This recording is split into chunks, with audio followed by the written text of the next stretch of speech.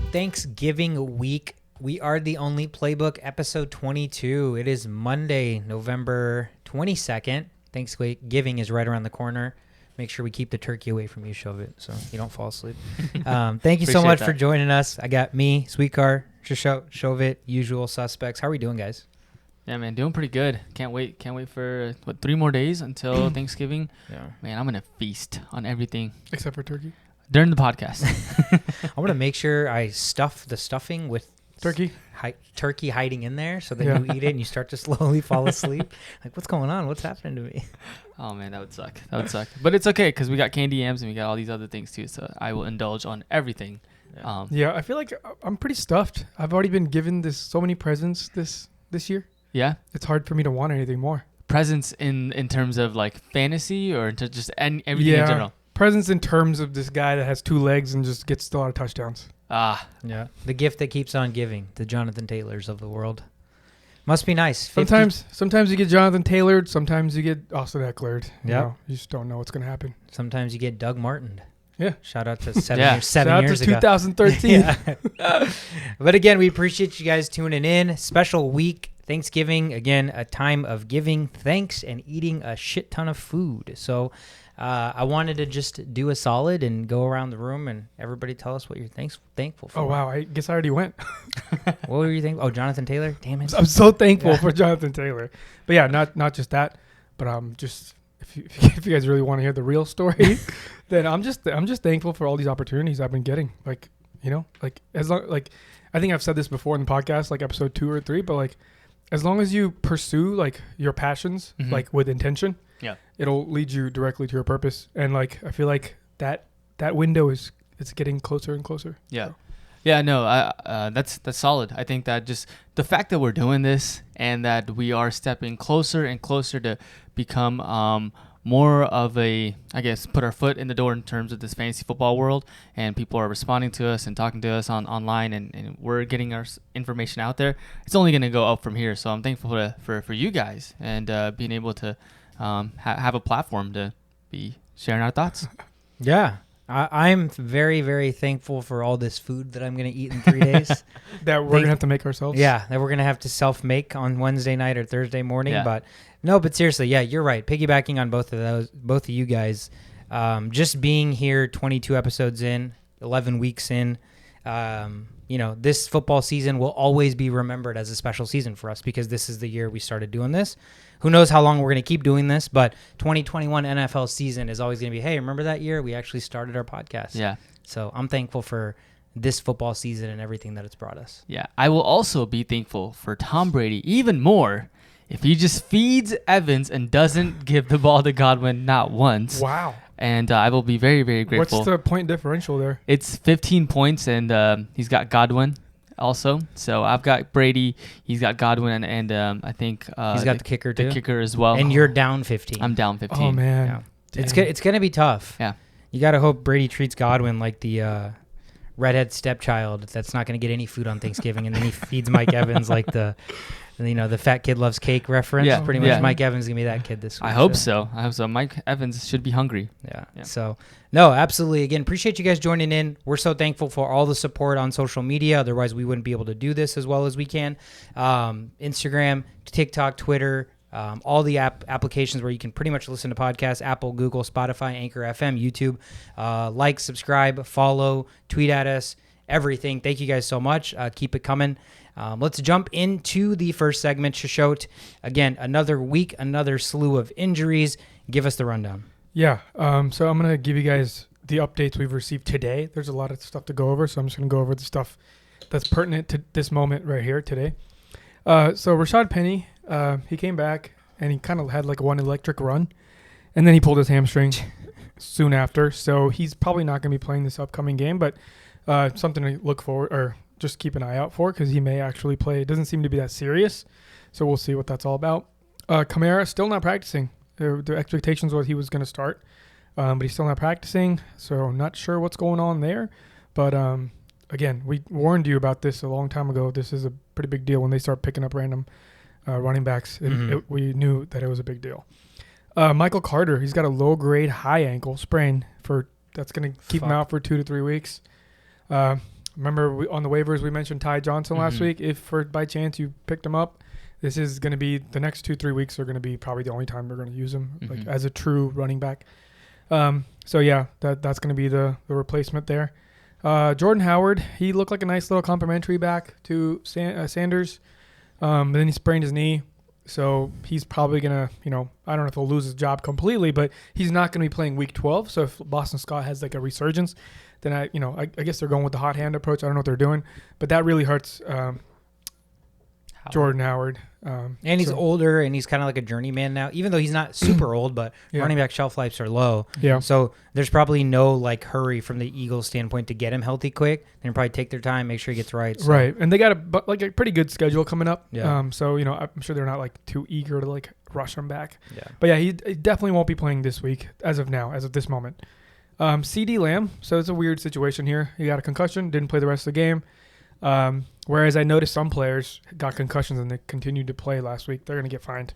But yeah, CeeDee Lamb, he's got a 96-hour turnaround. So that's pretty short. If you're going to pull somebody out of the game for a concussion, it's going to be really hard to expect him to play. But in quotes from the official staff of the Cowboys, it says he has an opportunity to play.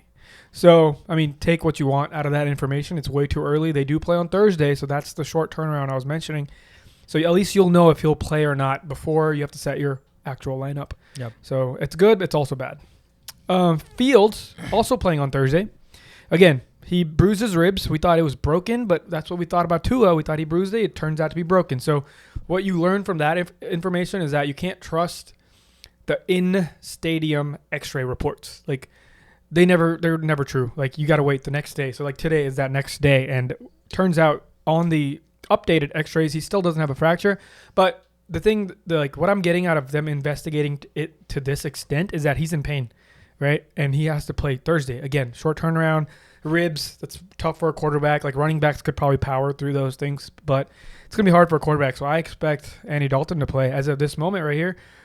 All of these as of this moment situations, we're going to update the actual situation right before game time. Don't worry, you'll get your information. But as of right now, it's tough to say that Fields will play. I think there's a higher chance CeeDee Lamb plays than Fields playing, but we'll see. And then Agnew, Jamal Agnew, right? He was doing so great. Nice little. We thought he was doing what we thought Laviska Shenault was going to do for that offense. Mm-hmm. So he's on the IR now. Something happened to his hip, and he's officially on the IR, so he's not going to be playing the rest of the game, or rest of the season. And then our last person on this report is A.J. Brown. He had 2 injuries that game yesterday. He hurt his hand, came back and played. And then he also hurt something else. I forgot what it was. Was it ribs also? I think it was ribs. And he got x-rays, negative, but he's clearly in pain.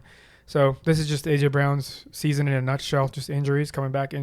So keep an eye out. They don't really have much other weapons. They also, the other guy, number 88, what's his name, Johnson? The receiver on the Titans. Marcus Johnson? No. Number 88, Johnson. Yeah, it's in the 80s. But yeah, I'm pretty sure it's Johnson. But he also got hurt. He pulled his hamstring. So A.J. Brown's probably going to have to be force-fed to play. For the Titans. Sorry. Why did I think Yeah, it's Marcus Johnson. Marcus Johnson. Yeah. So, they don't really have many other options, so I'm expecting him to play.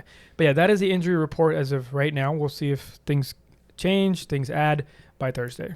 Yeah, exactly. Thursday, there's 3 games this week since it's Thanksgiving. We got the triple header, so more than 1 game to account for with injuries taken into effect.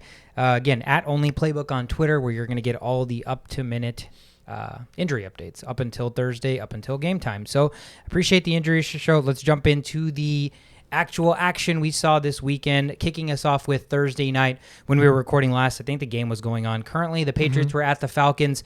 Patriots came into this one and won this outright, 25-0 final in Atlanta. Patriots covered the 6.5-point spread. The under 47 hit. The story is the score right there, 25-0, which means it was all Patriots. All Patriots, everything. They pretty much execute what Patriots football and game plan is to perfection against the Falcons. Yeah, and then their defense too, right? The Patriots defense. If you started the Patriots defense in fantasy, I know you were probably very, very happy. I want to say it was like 26 points. Yeah, 26 points. So 4 interceptions. No answer for the Falcons offense. And one of the bets that was something to kind of look at was Kyle Pitts over and under.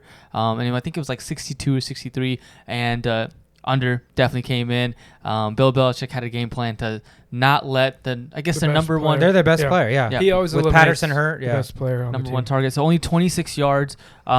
Nothing really a bright sight for the Falcons. I don't think Wayne Gallman didn't have a great game. He had 1 carry for -3 yards. Right. Mike Davis, 3 carries, 1 yard. Like really no one in this team had a solid performance. So. He did get Falcons did end up getting 3 sacks, I believe, if you want to count that as a bright spot. I guess that's the lone bright spot. Yeah. And the other thing is, the other thing was they brought in Josh Rosen because they were already losing by so much. Yeah. And because they brought him in, this clip resurfaced. I don't know if you guys had seen this. When Josh Rosen got drafted 9th or 10th overall, during the interview afterwards, he was like, all 9 teams in front of me are going to be sorry. We're going to look back on this at a decade later, and they're all going to be sorry that they passed up on me. Well, now you're a backup Josh Rosen for the Atlanta Falcons, who are a dumpster fire. You come in, you're literally your 3rd pass attempt, you threw a pick 6. Yeah, I'm pretty sure he has more interceptions than touchdowns. Yep. He completed 2 passes this game, 1 to his own team, 1 to the other team. Oh, wow. Nice. Yeah. And well done. They started they ended up playing 3 quarterbacks, right? Yep. and they all had a pick? Felipe Franks. Yeah, Felipe had a pick too. Yep. Felipe they also all threw had a one pass interception. Yeah.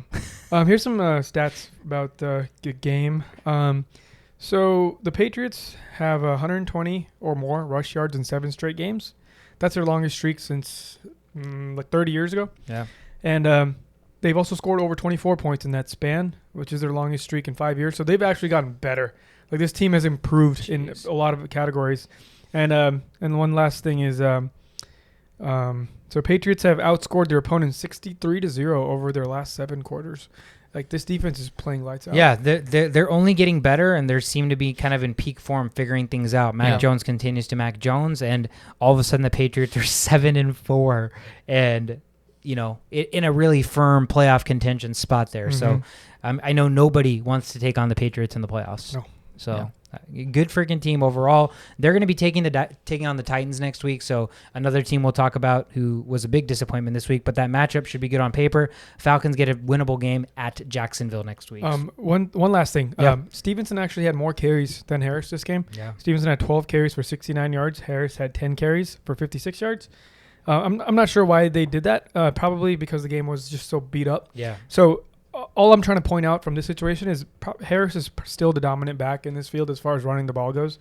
So yeah, that's basically all. Stevenson caught 1 pass. Harris also caught at 1 pass, I believe. So yeah, not too much. You shouldn't use this game as like a blueprint. For how the game. Anybody that just looks at the box score and says Stevenson is now the new back, that's not the case. I think it was game script for sure. It'll be close. They're going to be splitting a lot of carries. They're both too talented to not be. I mean, they'd be stupid to not use one altogether, but. First game on Sunday was the best game on Sunday, if you will. The Green Bay Packers traveled to Minnesota to take on the Vikings. Packers came into this one at 8-2. Minnesota was 4-5, trying to climb to 500. At home, as a 1-point dog, Minnesota comes away victorious, 31-34 final. Over 47.5 got absolutely annihilated. Finally, Viking kicker comes through in the clutch, wins the game, has the game-winning field goal, Greg Joseph, as time expires. What a wild game. We were at a Packers bar in Dallas wearing Viking shit, witnessing this one with an annoying-ass dude who was wearing a Bart Starr jersey. Every time he would walk by us, he just kept saying, nice throw, like just as a running joke. Yeah. I don't know. Just like a passive-aggressive approach. But hey, who got the last laugh, though? Yeah. That guy was nowhere to be seen at the end. He was hiding in the corner outside. Yeah. He knew what was going to happen. Bitch. Yeah. I went up to him and I said, nice throw. And he just gives a thumbs up and didn't say anything after that. But no, that was a solid performance by the Vikings. Kirk Cousins, what was it? Three touchdowns. Yep. So, offense played really well. Dalvin Cook had his 86 yards, 1 touchdown. Everything just kind of clicked on offense. And then there was a very fortuitous play where it could have very well been could have been an interception. Thought is an interception in the 4th quarter with I think under 2 minutes remaining, and they review it. The ball was not caught, and then set up the field goal for Greg Joseph. The amount of times that goes wrong for us is so many that I almost didn't believe it that actually worked. Something worked in our favor. The minute we saw that interception, even just like the guy high point the ball, I'm pretty sure you and me both looked down, and so the rest of anything that transpired didn't even process because we're just so used to something like that happening. Instantly interception, instant game over. But yeah, like you said, very rarely do things consistently go to the Vikings' way. And this game, a lot of things went our way. But to our credit, again, offense, impeccable, right? Kirk Cousins, 341, 3 touchdowns, no interceptions. Dalvin Cook, like you said, got his. Justin Jefferson's already turning into a superstar, 169, 2 touchdowns on 8 catches.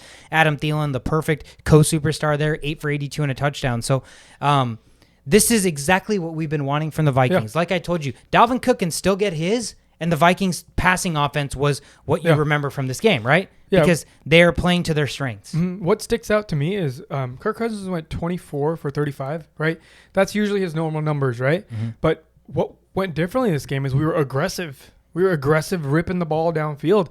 And I did not expect the numbers to still be this good while doing that. So, that means – and we're playing against the Packers, who are, like, on paper, one of the best defenses. Yep. So – everything went right. Everything went right. Even special teams is good. Even things bounced the right way on special teams. So, I mean, take it how you want to take it, but Packers are still probably the team to beat in NFC, and we just beat one of those teams. So, and then now we get the 49ers on the road. So that's going to be another tough challenge. Yeah. Also, another thing to note on the Packers side is that MVS, Marquez Valdez-Scantling, 4 reception, 123 yards, and 1 touchdown. He had 10 targets. Part of that was due to the fact that Allen Lazard was also out. Mm-hmm. He wasn't playing. So if Allen Lazard is still out, MVS could be the second guy to actually look at, like the Thielen to the Packers. Yeah, Scantling's been around. He's been the second guy. They try to incorporate Lazard into this, but I guess something he doesn't get hurt. He gets hurt too much. The thing is, they love Scantling on bombs, right? Yeah. He's like the clear-cut deep bomb threat. Uh-huh. And on top of this one, the target share looks a little lopsided more so for Scantling because we got Pat P back, and Pat P was on Adams. Right. So Adams only got 8 targets, still caught 7 balls, but that's why you see Scantling get 10 because he had Rashad Breeland on him pretty much most of the game. But you're right. When you have Aaron Rodgers as your quarterback and you're the number 2 receiver on the team, you're always a fantasy threat, right? Mm-hmm. It's just a matter of consistency at that point. But 10 targets is nice to see. It's something I'd like maybe hold and see what monitor and come off of next couple of weeks. And the Packers just didn't get to play their game, like their game script, because they're used to they allow less than 20 points for a majority of their games, right? So they had to play a different style of play, which was more slinging it. So that also increased a lot of numbers. And that's also why their run game, which has been so good, doesn't look like anything on paper because they only ran it for like a handful, maybe 15 times total. Yeah. I mean, A.J. Dillon only having 11 carries for 53 yards. I'm pretty sure their Packers like to get their running backs 20-plus carries, at least with the combination of Dillon and Jones in the past. With no Jones, you would have expected Dillon to kind of feast, given the Vikings' woes at stopping the run, right? Yeah. But like you said, script, the Vikings stayed aggressive. They took the lead early. Didn't allow the Packers to have to be able to run the ball. Mm-hmm. Packers had to play from behind, had that insane comeback. But again, at the end, Kirk Cousins, time and time again, this season at least, has been probably one of the most, if not the most clutch quarterback in the NFL. Yeah, I mean, 4 game-winning drives, should have more, if not for our shitty kicking and bullshit. 6. So, big win for the Vikings. They're 5-5. They're 6th place in the wild card right now in the NFC standings. So they're currently a playoff team. Packers are 8-3. They get a tough test next week. They got to play the Rams. So that division can slowly creep to within, I guess, striking distance for Minnesota, because you have the Rams. The Packers' schedule doesn't get easier, and they still play the Vikings one more time, right? So longer season, 1 extra game, anything is possible. Again, I mentioned Vikings travel to San Francisco to take on the 49ers next week. That won't be an easy game. But nonetheless, big victory for Minnesota at home, divisional game. Next game on the board, the Colts with another impressive victory here on the road in Buffalo, 41-15. You know what that is? Another scoreagami, baby. Scoreagami. First time ever a 41-15 score has hit in how many years of NFL? So another scoreagami on the board this season. Colts dominate. And I don't even need to say the Colts. The entirety of the Indianapolis Colts was one guy and one guy only, and that guy is no other than Jonathan Taylor. Right. 4 touchdowns, 5 total touchdowns, 4 rushing. He just kills it. And 43.8% of all his runs were either a first down or a touchdown. God. I mean, the guy's a beast. That's so stupid. Amazing. And, he also had a receiving touchdown, three receptions, 19 yards, 1 touchdown. So all in all, I mean, it's just Jonathan Taylor. Yeah, they figured it out. They figured it out. He's gotten over 20 carries last week for the first time. Now he's got over 30 carries. 30. So they're listening to the podcast. Yeah.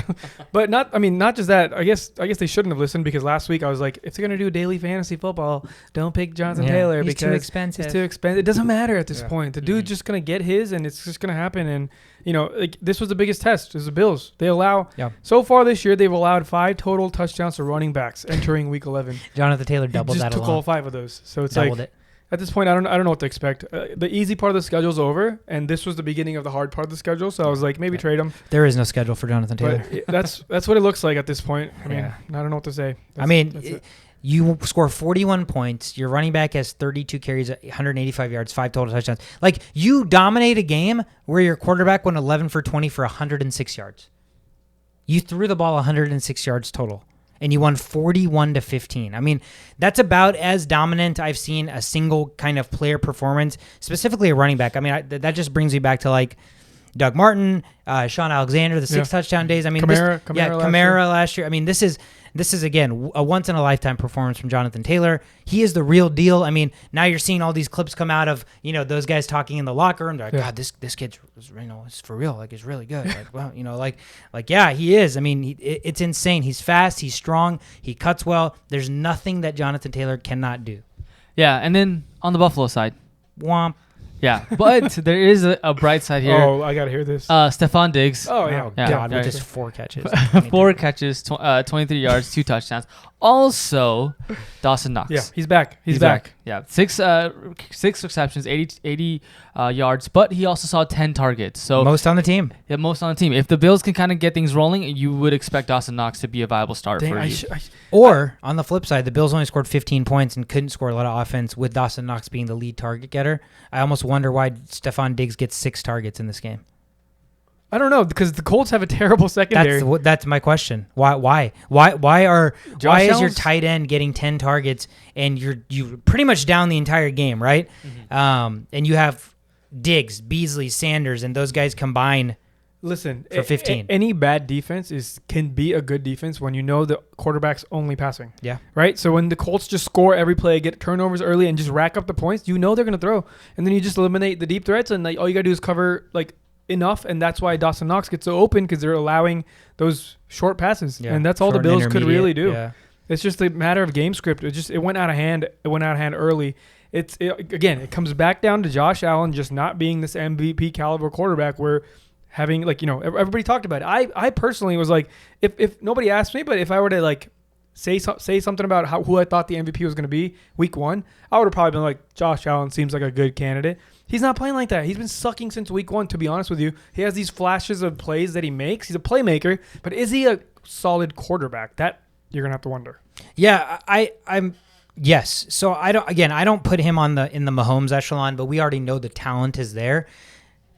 This becomes another situation where, are they putting Allen in the best position to succeed? Like you said, when the defense knows you're going to come into the game and throw the ball 50 times, you're literally game planning for that. Matt Breida was the leading ball carrier with 5 fucking carries. Yeah, for 51 yards. Yeah, very impressive. Get him the start at that point. But why are they not running the ball more, right? This game, it was 14-0 in the first quarter, right? So you can argue game script, but the Bills supposedly have a high-powered enough offense that there's no lead that's safe against them. So they didn't have to shy away from the run. They've just not run the ball all season, and week after week it's catching up to them because they played a team that controlled the clock, did nothing but run the ball. Yeah. And at that point, you're already getting gashed on defense that if the offense has 1 interception, it goes 3 and out one time, you're putting that defense right back on the field. That's absolutely getting manhandled by Jonathan Taylor. So formulaically, the Bills need to establish a run game early. They need to do what the Kansas City Chiefs, the Philadelphia Eagles teams have slowly started doing recently, to be like, hey, our passing offense is fantastic, but it can't be fantastic when the defense knows that's all we're capable of. Exactly. So, it's tough. Josh Allen is inaccurate. He's struggled with his accuracy at times. We know the talent is there. We know the arm strength is there, but give him some sort of a running game. don't make the defense feel like they only have to cover Josh Allen, because that's tough. I mean, it's the NFL, right? If the team knows you're doing it, you're playing against a 32nd team in the league. If they know you're doing it, just makes it really hard to disguise. Yeah, no, 100%. Like you just mentioned, Eagles. Like they were struggling first 3 weeks of the season. All they did was make Jalen Hurts throw. Right. And real quick, we need to mention this. Just more Josh Allen stuff. Yeah. Josh Allen's 2-11 in his career as a starter when trailing by 10 points at any point in the game. Wow, not a comeback quarterback. Not a quarterback at all. So he just he thrives off of taking leads and then just putting his foot on the gas and so, exacerbating those stats. But he can't come from behind. Yeah. So these are concerns. Yeah, definitely concerns, right? I mean, this is considered a big time quarterback MVP candidate, and if you can't trust him to lead a sort of a comeback, I mean, that's the NFL this day and age. Every quarterback 10 points not even that hard to come back from. 10-point swings happen Lamar every game. Jackson probably came down from 10 points 5 times this year already. Yeah. The Minnesota Vikings lead the NFL in most 7+ point leads across every game this year. So teams are coming back against them. Clearly, comebacks are capable. But nonetheless, credit to the Colts, man. They've strung four wins in a row or something like that, and they're back to 6-5. They're right back in the thick of things. Buffalo has now dropped 6-4, like a team that perennially was like a first-round bye candidate. Right. They're struggling. Yeah. I think the over/under was like 11.5 games. Yeah. In the beginning of the season. Yeah. And they're cutting it close. They really are. But again, for them, it doesn't get any easier. They have to travel to take on the Saints next week. It's the Thanksgiving night game. Say with that what you will, but in the Superdome, still going to be a tough place to play.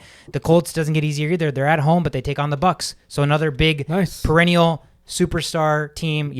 First round bye team, potential Super Bowl candidate. So if the Colts somehow can knock off the Bucks next week, all of a sudden the Colts are for real. So this NFL season has just been wild. But yeah, again, credit to the Colts. Big victory on the road, covering the 7-point spread, winning outright, and the over got smashed. Next game on the board, the Baltimore Ravens with Lamar Jackson's doppelganger took on the Chicago Bears in Chicago this week. 16-13 final, close one here. Ravens pull it out at the end. Under 44.5 hits. Chicago does cover the 4.5-point dog spread at home, but this was the Tyler Huntley show. I don't know if "show" is the right word. Yeah, it was like a premiere. There was a huge intermission for 2 quarters, and then the show started. It was like an open mic night where anybody that's just off the street could come perform. Yeah, the Bears are bad, dude, and now they're having talks in the locker room about getting rid of Nagy. It's like an actual thing. It's happening. Yeah. So I don't know what's going to happen. I don't know how much longer this dude's going to last playing like this. Like, you got to beat the Ravens. You got to beat the Ravens without their 2 best players. Yeah. Like, what are you doing? Yeah. Yeah, Justin Fields was probably one of the guys you could maybe stream this week, and definitely underperformed in that area. One guy that didn't underperform. Breaking news. Yeah. Andy Dalton is the starter on Thursday. Okay. Wow. Short week. And Justin Fields got hurt. Good timing, by the way. Yeah. Wow. But one bright star for the Bears was Darnell Mooney. Yeah. 5 receptions, 121 yards, and 1 touchdown. Give me the more important stat there. The 5 receptions? No. 121 yards? Nope. Yards after catch? Nope. 16 targets. Oh, okay. 16 targets. 16 targets. Huge. That's huge. Dude, that's twice as much as their next receiver, which was Marquise Goodwin with 8. Yeah. So Darnell Mooney, we've known the talent is there. Yeah, I drafted him. Yeah. I expected good big things, but he was a great player in college. He's fast as shit. He's got good hands. And the deep bombs, they look for him because he can get separation, he can get speed, and it only took Andy Dalton to come in to make that happen, but at least Dalton's playing on Thursday, so all of a sudden Darnell Mooney stock. Yeah, it definitely rises, because maybe it took him a long time to understand the playbook.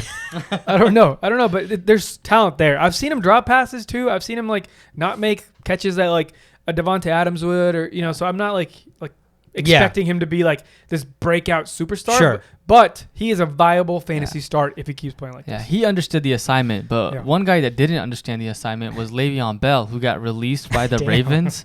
He's doing his best, dude. Maybe he did understand it and he just failed. He just failed. But no, Freeman comes out and plays. Murray was back. Latavius Murray came back. Was back, but in the second half, Freeman had 70% of the snaps. So looks like Freeman is the guy. There. Yeah. So that's the guy you need to pick up if he's available. Don't drop him 20 minutes before Sunday games begin, like I did.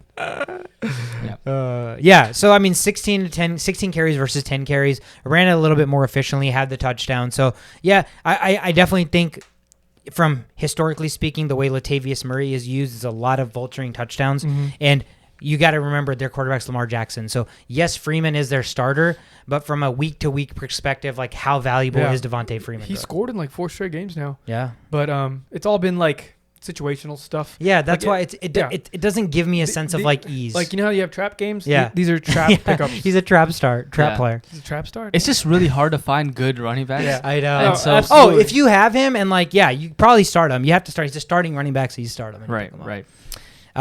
Other side, David Montgomery, 14 for 58. Still underwhelming. You still expect more. 1 catch for 9 yards. God, that offense is just putrid. I'm almost glad that Fields is hurt, not because of the injury, but because he just gets to take a step back.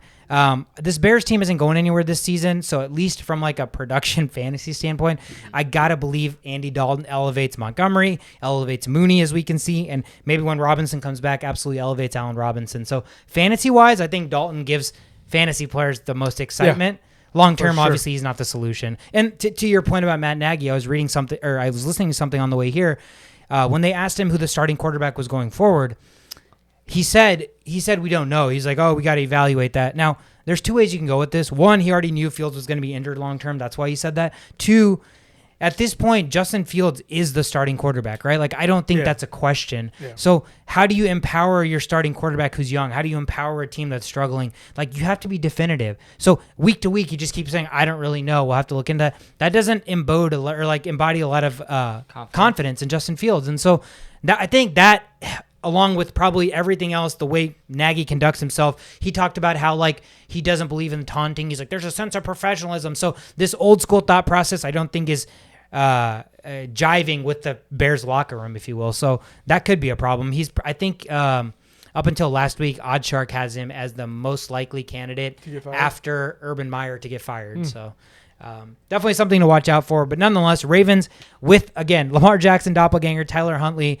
26 to 36, 219, threw a pick. Wasn't anything crazy, but ran it for 40 yards on 7 carries. They win 16-13. Big victory with their backup quarterback in. They're now 7-3. They have a tough division game against the Browns next week. The Bears are playing on Thanksgiving, early game at Detroit for that Thanksgiving special divisional game. The Lions, speaking of them, they were looking for their first victory still. Didn't happen. Traveled to Cleveland to take on the Browns. Gave them a run for their money, but the Browns come out victorious in a really shitty game, 13-10 final. Detroit covers the 11.5-point dog spread. Detroit continues to cover these big spreads and just lose, it seems like. Under 43.5 hit. Shishot, this was your survivor pick. You took the Browns at home. Congratulations. You moved to 9-2. But again, the story of this game just keeps coming back to the one guy, and it's Baker Mayfield. How are you beating the Lions at home 13-10 when Nick Chubb plays as well as he does? There's a reason this game stayed as close as it did, and it's because Baker Mayfield threw 2 interceptions. Yeah, I think he's hurt. Right? He's playing hurt. We've talked about this, and I don't know if it's like one of those things where he just brings in so much good energy whenever he's playing hurt. Just maybe sit him and start Case Keenum. Telling you, man. Who's not a bad backup. No, so you could do far worse. Right. He's playing hurt, so I think that's probably the reason why. But I mean, as long as you give the ball to Nick Chubb and he gets you 130 yards rushing, then maybe it's okay to have him out there. But yeah, no, on the other side of things, DeAndre Swift did DeAndre Swift things. 14 carries, 136 yards, 1 touchdown. He had a stat of 3.9 yards after contact per carry. So that's pretty impressive. That's pretty impressive. Bouncing off dudes. Yeah. So just basically running the ball and nothing else. No Jared Goff. So just imagine having a quarterback start that's worse than Jared Goff. Yeah, I mean, I watched it. I saw it happen. I mean, here's the thing. Like, they have scored fewer than 20 points in 9 straight games, and they're not going away from that philosophy. Like, they still just keep running the ball and, like, dumping it off to the running back. So, and they're not changing anything. So this is this is Tanksville, like if I've ever seen one. I feel bad for Detroit because I feel like they need a quarterback. I think we can all agree it's on Jared Goff. They need a quarterback, and this draft class doesn't definitively have like a clear-cut guy who deserves to go number 1 at least yet. And so it's going to be a tricky situation for Detroit. But yeah, 13-10 on the road. They're now 0-9-1. They're going to take on the Bears. We talked about it on Thanksgiving. So if there was ever a spot for Detroit to have a chance to pick up their first victory, look for. I mean, that's a decent spot. The Bears are bad. Yeah, they're like, the morale is down. Yeah. this quarterback situation's messed up. Lions, if this is your chance, and they're at home, right? Lions are at home. Yeah, Lions are at home. Yeah, they're at usually home. Yeah, on they're home Thanksgiving. team on Thanksgiving. Yep. Yeah. The other thing to kind of look at is maybe Jarvis Landry, right? Maybe he's a good. Although the Browns' offense isn't really focusing on passing the ball often, Landry is the wide receiver one there. I don't. Peoples-Jones probably. Yeah, he's been hurt. Peoples-Jones was inactive last game. Mm-hmm. They said it out loud. They said it on their pregame press conference thing. The offensive coordinator was like, "We're gonna get the ball in Landry's hand no matter what." And if that meant he had to play quarterback one play, and he scored a touchdown on that play. So yeah, I mean, if there's anybody else outside of Chubb, it's Landry. But Hunt does come back this week. Yeah. Okay. There's a chance Hunt does come back. A good chance Hunt comes back soon. So that might take a little bit of catches away, but yeah, Landry is solidifiedly the number one wide receiver there. Fun fact: Browns ran 19. They ran this play 19 times with only one receiver on the field. I think I mixed up how I said that, but so only one receiver on the field was ran 19 times, I guess, and Landry was in 6 of those. 19. Out of the 19, okay, Yeah. so he's only like a third. I mean, I feel like when you have the one wide receiver and for sure you're you're running the ball. Yeah. So it's probably like Higgins or something like that. But sure. yeah, I mean, as far as the clear-cut number one, it's by far Jarvis Landry. Again, they love using Landry in random situations. He gets end arounds, he throws the ball. So if there's anybody who's ever going to have a decent fantasy game, it's him. Week to week, though, probably not viable starting-wise just because they love running the ball and they have Baker Mayfield who sucks. So, yeah, I don't know. Long-term, I'm still concerned if this Browns team wants to have any shot. Clearly, they can win games just running the ball, but they should have won this game like 30-10, and the reason it wasn't 30-10 is because Baker had 2 costly interceptions. So if you have a guy that's not playing hurt, that isn't too big for his own ego, that just needs to heal and get rested, like there's not a better sub in than Case Keenum. Like he literally does what you ask of him to do. Mm-hmm. So I don't know. Long term, I think Case Keenum makes more sense, at least till Baker's healthy. But nonetheless, Cleveland 6-5. They are going to take on the Ravens, travel to Baltimore. So if Lamar's in, that's going to be a tough test for them. Talked about the Lions and Bears. Biggest upset of the weekend. The Texans traveled to Tennessee to take on the Titans of the NFL, as I called them last week to my stupidity. At home, 8-2. Texans come in 1-8, and what did the Texans do as 10.5-point underdogs? They win the game outright, 22-13 final. Under hits at 44.5. Shovit, credit to you. You had this early on. You liked the Texans. What did you like from the Texans, and how did they deliver? Yeah, you have this guy who at the quarterback position, Tyrod Taylor, who's not a bad quarterback. He got you 2 rushing touchdowns, and so I just thought. It's not more credit to the Texans. It's just maybe discredit to the Titans. Titans who have lost their king, who have lost Henry, don't have the same game plan. And with A.J. Brown getting hurt, Julio Jones hasn't been doing anything there. On the IR. Right. He hasn't played. So there's just not a lot of options for them. So this, for me, was a good opportunity to kind of just dabble into the Texans. And it hit. And it also hit because Tannehill threw 4 interceptions in this game. So giving the ball away to the Texans, not really having any sort of, consistency in the offense didn't allow them to win against the Texans. Yeah, I mean, they were all over Tannehill. You said he was sacked twice. He had 4 interceptions. He fumbled twice. Luckily, didn't lose either of them. But, I mean, when I say they were all over him, they were all over him. The running game can't really get going. Even though Peterson led the backfield, 9 carries, 40 yards. Foreman, 7 for 25. Hilliard, 7 for 35. So when you had no running game, and this was, again, a team that's forced to throw the ball where Tannehill threw it 52 times to A.J. Brown and then nobody, it's tough. I mean, Westbrook... How do you say his last name? I don't know how to say that. I don't know. Nick Westbrook. Yeah. We'll just call him Nick Westbrook. Nick Westbrook had 7 for 107. A.J. Brown, 5 for 48. So, there's really, all of a sudden, these weapons are dropping like flies for the Titans, and they've strung 6 impressive victories in a row against probably the toughest stretch of anybody's schedule in the NFL, and now they drop a really, really easy game at home against Tennessee. I think... Personally, this is a blip in the radar. I know Tennessee's been winning very unorthodoxly, but this was a big letdown spot after so many big wins where you're finally like on a schedule where this team comes to home and they're like, oh, it's the easiest game of the year, blah, blah, blah. Could take it, lightly or overlook it, and that's kind of what happened. Mm-hmm. Yeah. I mean, you got to give credit to the Texans, too. The Texans now have 5 or more takeaways in 2 straight games for the first time in team history. So they're actually playing the best defense they've ever played. I don't know. I could name you like 3 players probably from the Texans defense. But yeah, I mean, they're getting the job done. Who do they play next week, you said? The Texans are taking on the Jets, so another winnable game. All right. Okay, Texans. There goes your number 1 draft pick. Yeah. I don't know if you want to be winning, but yeah, that's going to be an interesting matchup. And the Titans, it doesn't get easier. They're traveling to Foxborough to take on the Patriots. Oh, God. So God, the Patriots just scare the shit out of me. Oh, they're so scary all of a sudden, right? Just hearing that word, I get like I think of Darth Vader. That's the first thing I think of. The enemy. It just reminds you of evil and enemy, and that's what Bill Belichick is. But wow, that's again, a great way to look at that. Yeah. Credit to Houston. Again, big win. That's their first victory on the road this year. They were 0-5 coming into this game. So to steal a game against, the top team in the AFC on the road, impressive no matter how you do it. Rex Burkhead surprisingly got 18 carries for 40 yards. They thought he was from Nebraska or back in his Nebraska days, I guess. I don't know what the hell he's that on was an about. even lower tier than Freeman. I mean, here's the thing. Rex Burkhead had 18 carries for 40 yards. 2.2 carries, which is fucking garbage, right? Yards per carry. David Johnson, 13 carries, 18 yards. Oh, wow. 1.4 yards per carry. Phillip Lindsay, 1 carry, -3 yards. So as a team, Tyrod had 6 for 28. As a team, they ran the ball 38 times for 83 yards, which is effectively 2.2 yards per carry. Yeah. And they won 22-13. Those 4 turnovers, right. They did it. Insane. I mean, just a weird game. You couldn't script. I mean, nothing really makes sense on paper. But yeah, when you have a quarterback that throws 4 interceptions, very rarely are you going to come away with a win. I'm also, about this game, I'm also worried about the Foreman situation, given that Adrian Peterson saw more carries and had more yards per carry than Foreman did. It's, I don't, just something to look at, and because he was a guy that I said last week that maybe, now that Henry's out, he should be the starter, even though they got Adrian Peterson.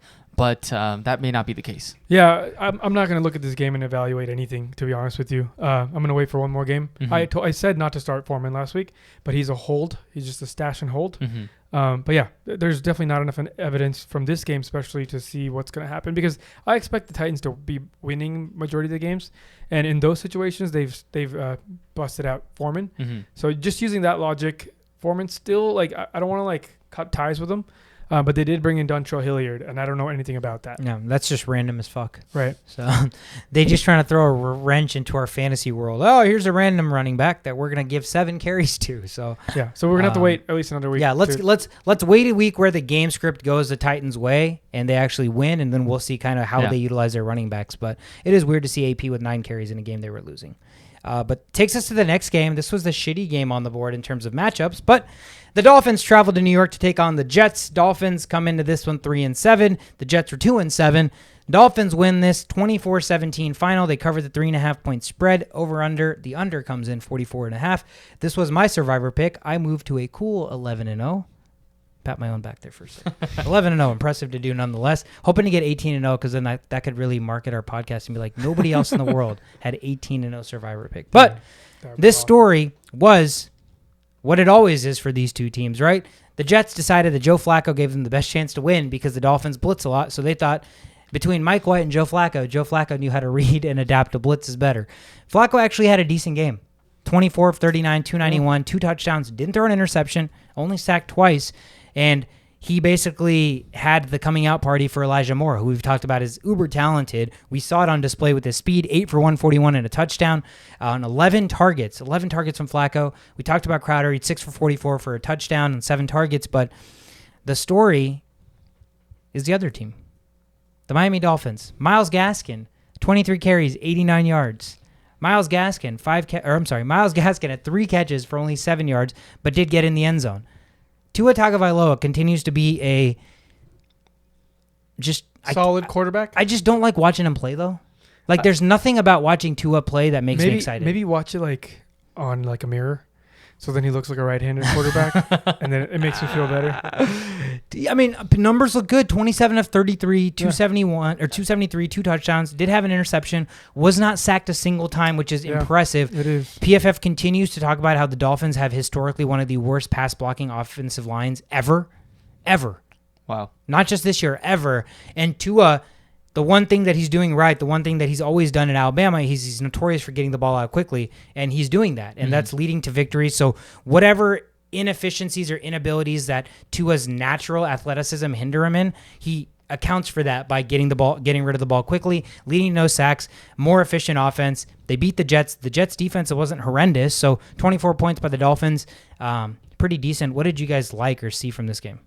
Elijah Moore, I mean, we got to talk about him because he is like up there. He's good. Next year, he's going to be probably a wide receiver 1 on somebody's team if they can figure it out. And the other wide receiver on the other end, Waddle's still getting a lot of targets. They love to use him in the goal line, which is really rare for young receivers. And young, small receiver. Right? So he's getting a lot of targets there. He didn't get in the end zone, but I mean, and he didn't have that many yards, but the targets, he surpassed everybody else. And as long as those veterans don't come into this game, which they've been injured pretty much all year long, he's going to get his. So you know what his stats every week to week remind me of? Whose stats, at least from the last 3-4 years? Jarvis Landry's. He catches like 8 or 9 passes a game when he was like a PPR machine. Yeah. Like 60, 70 yards, Yeah, third down monsters. Yeah, exactly. So, I mean, PPR, half-point PPR, Waddle becomes a fantasy starter. So, the other thing is, as far as fantasy goes, you mentioned that Michael Carter got hurt. I think you mentioned Ty Johnson would get the start maybe. I almost wonder if like Tevin Coleman could be back there as well. Tevin Coleman just came back. So I'm sure they'll try to incorporate him into the game plan. So maybe Tevin Coleman and Ty Johnson could be someone to pick up on the waivers. If you got spots, pick them both up. Yeah, I mean, Carter's for sure out 2-3 weeks, right? Yeah. So we for sure know there's going to be a different running back starting next week. So he's going to be out for a while. Yeah, high ankle sprains suck.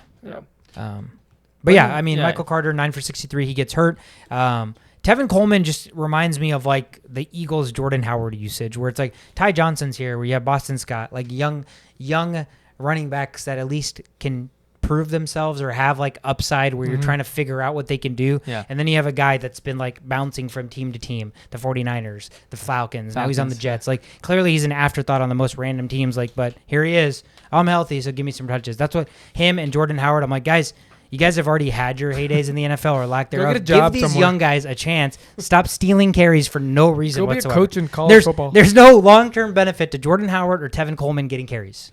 Yeah, but there was this time when Tevin Coleman and Freeman would have been great. Oh, they were a great RB2 duo. Especially PPR. Oh, man, that was great peak times. Julio days. The heydays, yeah. Those days are gone. Yep. They're just memories. 28-3, that's how that is.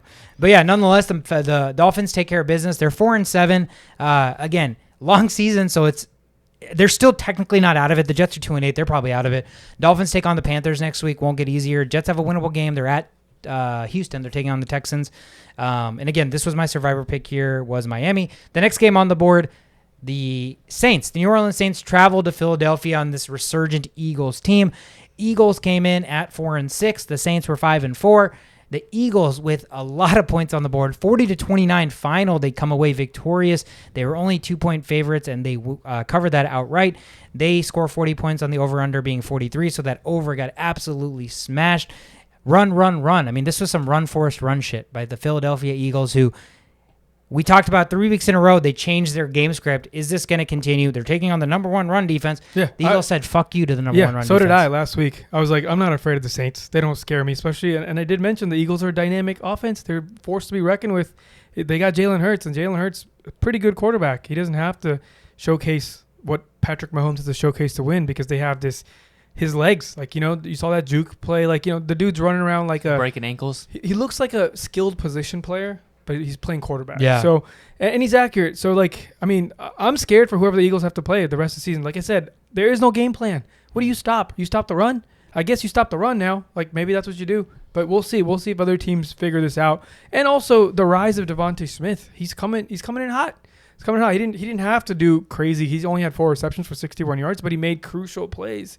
Made some really good catches that kept the drive going. So, yeah, I mean, each running back had double-digit carries. Jalen Hurts led the team in rushing attempts. So, like, I don't know how you game plan for something like this, but good luck to whoever faces them next. Yeah, so he had 18 carries, right?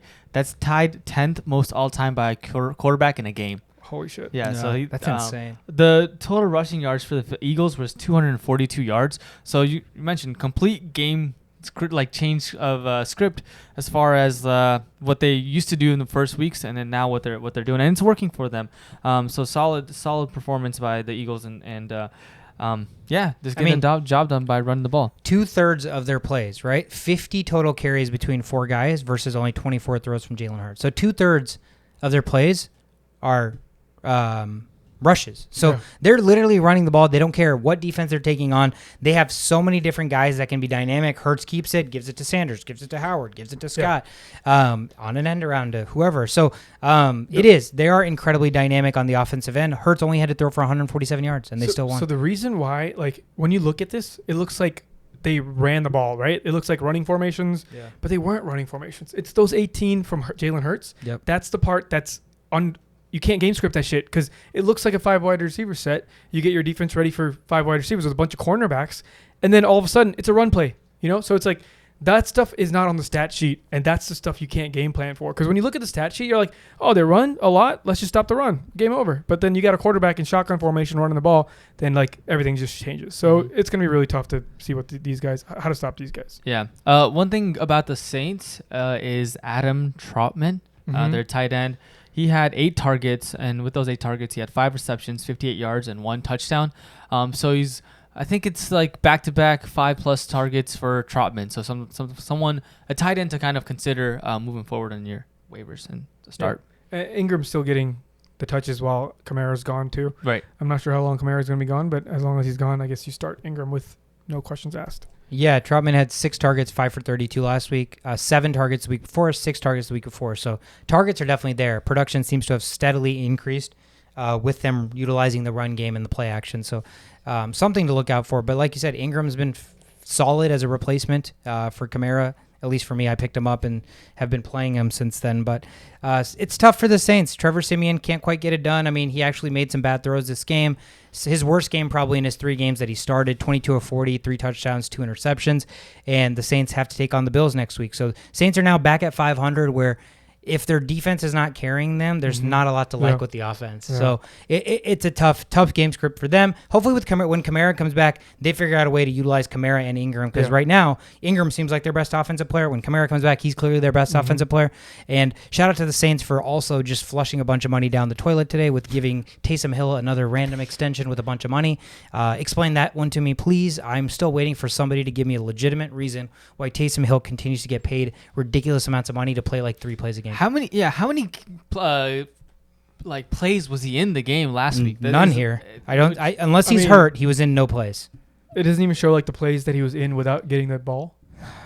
Technically, yeah, but at that point, I don't fucking care because you don't give somebody $20.5 million guaranteed and not give him the football. Right. Who's getting that much money just a decoy? Especially somebody that's not even that scary of a decoy. Are we scared when Taysom Hill's on the field as a decoy? I am not. Who is? At this point, Sean Payton's probably Taysom Hill has nudes of Sean Payton, or Taysom Hill has Sean Payton doing some shit behind closed doors because why the hell is he getting so much money? But they're not even really using him.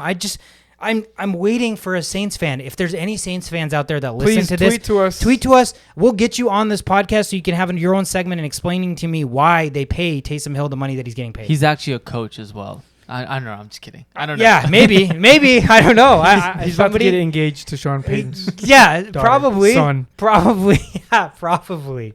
I don't know, but credit Philadelphia. We came on this podcast last week saying this is a statement game for the Philadelphia Eagles. If they win this, or all of a sudden they're on the map and they're for real. The Saints have slowly shifted to fake news because no defense.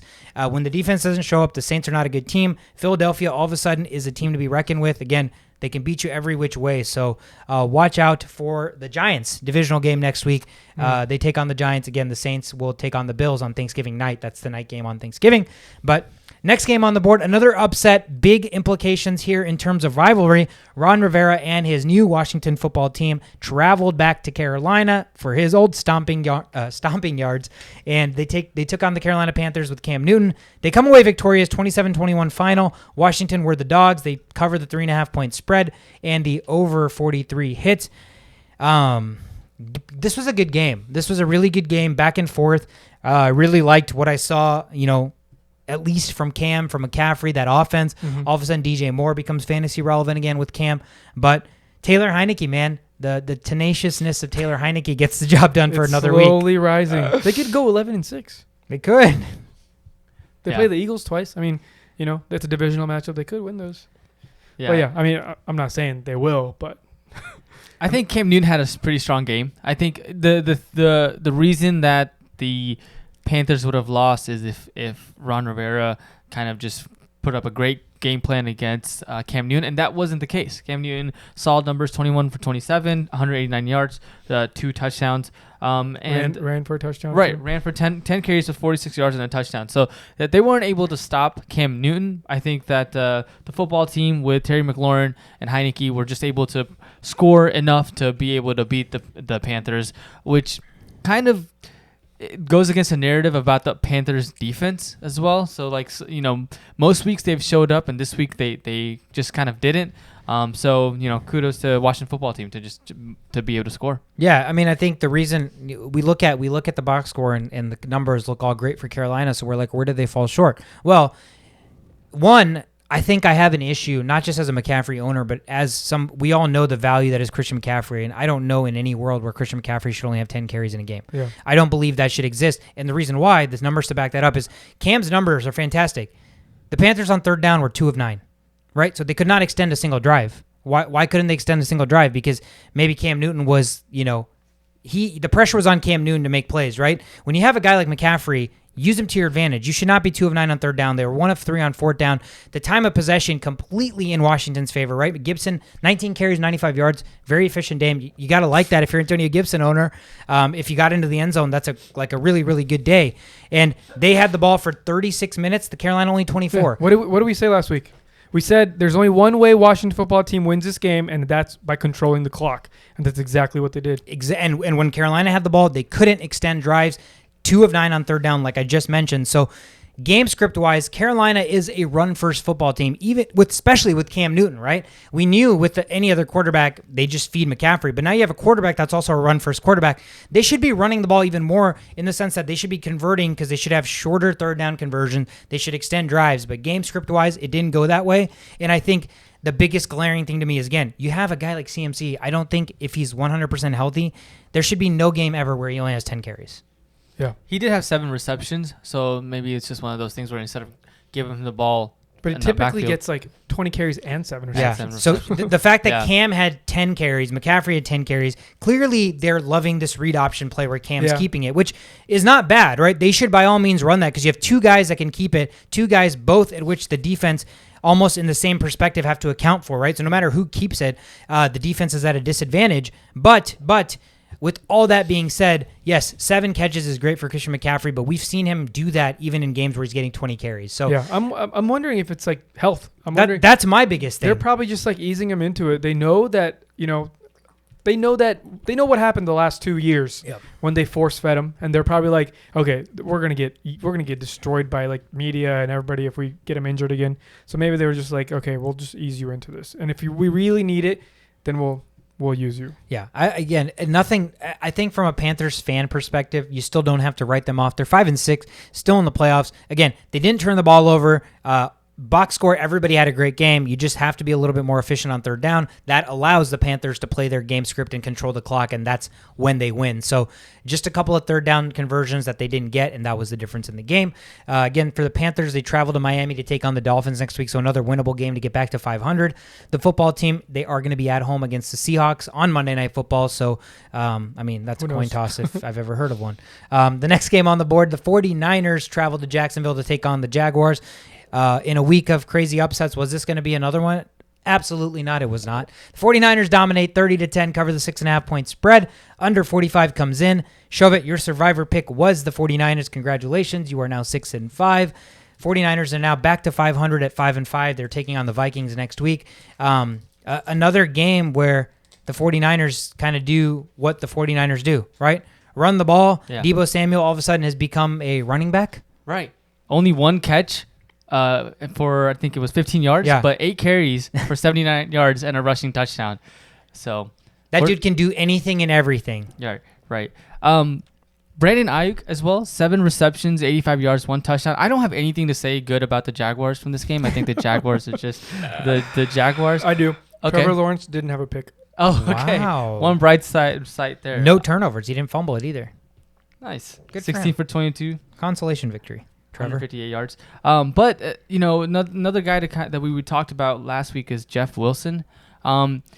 This guy is probably a guy you want to hold on to, just kind of seeing what's going to happen with this erratic, I guess, run offensive style of the 49ers. I mean, he got 19 carries. Mm-hmm. Like, I'll take that, I'm still starting him. Yeah, as long as there's nobody else. As long as Elijah Woods or Yeah. Mitchell's not there. Yeah, Elijah Wood. Shout out Lord of the Rings. If Jeff Wilson, that's the thing, right? We had last week Elijah Mitchell had 27 carries and like something yards. Jeff Wilson, I think, still had 10 plus carries or something. So this team ran the ball 42 times, which means Wilson gets 19, Sermon gets 10. All of a sudden you're like, oh, is this like a running back battle? But no, their top guy seems to still get enough carries to be fantasy relevant. So when Mitchell's back, it'll be Mitchell, and then Wilson will still get secondary carry numbers, but they run the ball 42 times. There's enough carries to delve out to the top guy and the second guy. Again, credit to Garoppolo, another mistake-free game, 2 touchdowns, efficient, 16 to 22, 76 yards. You talked about Ayuk. Kittle still got in the end zone, 4 of 34, but the 49ers defense is really, really good. I mean, they're doing a really good job of stifling teams. The Jaguars, 5 of 11 on third down. They had 8 penalties for 56 yards to the 49ers, 1 penalty. And again, 49ers football, good defense, control the clock, 38 minutes to 21 minutes. I mean, you have the ball almost twice the game.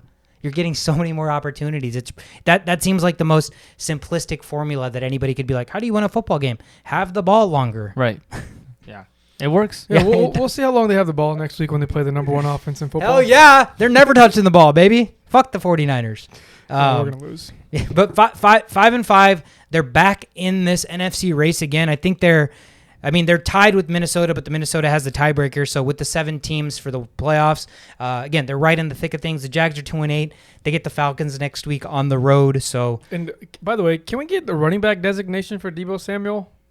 Yeah. Why doesn't he have a running back designation? ESPN, Yahoo, all the people that allow you to play fantasy football. Let's give him that designation. Make him even more dynamic in your lineup. Who has him in our league? Amin. I play him this week. Fuck me, that sucks. Yeah, so 5-5, Jags 2-8. Again, congratulations, Shovit. You took the 49ers as your survivor pick. Next game, the Bengals travel to Vegas. 2 teams coming in at 5-4. Who's going to go 6-4? Who's going to go 5-5? Bengals on the road in convincing fashion, 32-13. They pretty much put the Raiders in permanent fake news category, I think, at this point. You're 5-5. You pretty much haven't done anything that's worth note at all recently. 32-13. Bengals are only 1-point favorites. They pretty much made Vegas laugh. Over-under, the under comes in at 50.5. The Raiders, man. The Raiders are a very frustrating football team. I think it's time to call it quits on Josh Jacobs. You think so? Yeah, I think it's over. I mean, I don't want anything to do with him. I don't want to start him. I mean, he may get a touchdown if there's a pass interference call and he gets a 1-yard touchdown with 26 yards or some ridiculous stuff like shit like that. But I don't like the schedule either. Raiders have a pretty tough schedule moving forward, so I think it's time to call it quits on Josh Jacobs.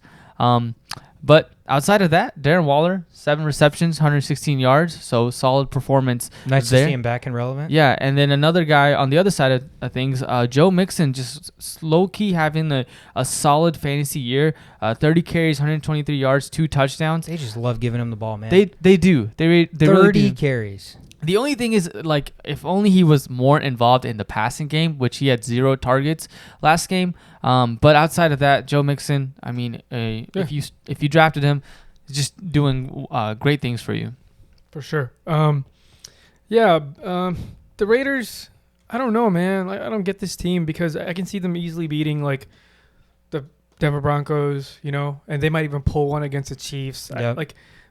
They have that capability. They have an interesting upside that they just never seem once a year only seem to hit. Yeah, absolutely. I mean, you lose your head coach, it causes a little bit of a turmoil, but overall, they've been using this terrible running game philosophy. What are you doing? You get 9 carries for Josh Jacobs, 5 to Drake. I know you're losing most of this game, but like this has been going on every single game. They just don't want to establish the run. No. And like I feel like that's one of the most important things in a football game is to establish the run. But I feel like the Raiders are the epitome of a team that like runs the ball once, sees them get stuffed, and all of a sudden, like 6 plays in a row they won't run. They're like, oh shit, that's clearly not going to work.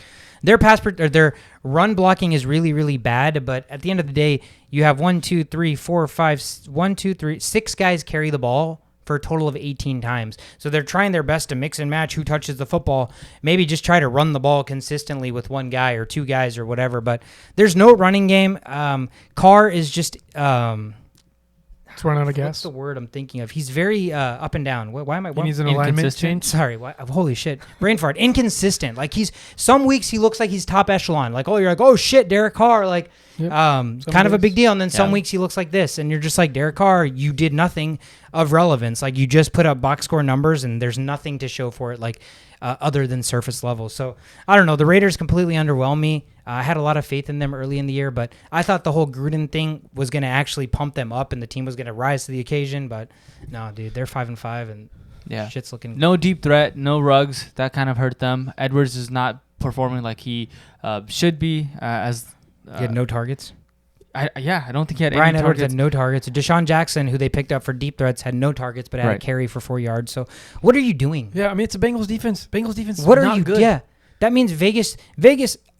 I'm convinced. I've already made up my mind. Whoever the fuck their offensive coordinator is, fired that guy. Yeah. Because they're not doing anything right. Mhm. Yeah. Like, why aren't they not trying to give their best players the ball? They don't know what they're doing. Feed your studs. Yeah, feed your studs. I mean, you signed it. Deshaun Jackson's not a stud, but you signed him because you wanted him to be a deep threat, Yeah. and you threw him 0 deep balls.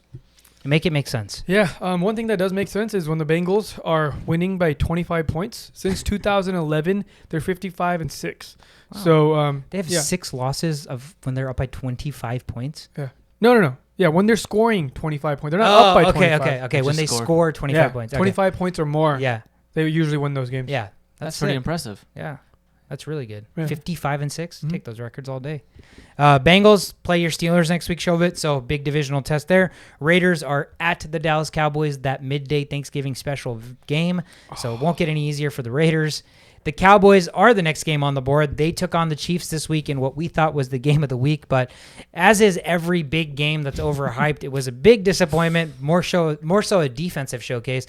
19-9, the Chiefs win at home final. Chiefs are now 7-4. Cowboys dropped to 7-3. Chiefs covered the 2.5-point spread. The under was 56. They combined for 28 total points, so half that. The Cowboys, I don't think, could overcome the receiving injuries there. Their offense just pretty much couldn't do anything. Yeah, they definitely couldn't. It was a standstill. It did not look like the same Cowboys offense. These other guys are not good enough. They're just not good enough. Yeah, no Amari Cooper. CeeDee Lamb gets hurt Early. So early. So Michael Gallup is your number 1, and then Ced Wilson is your number 2.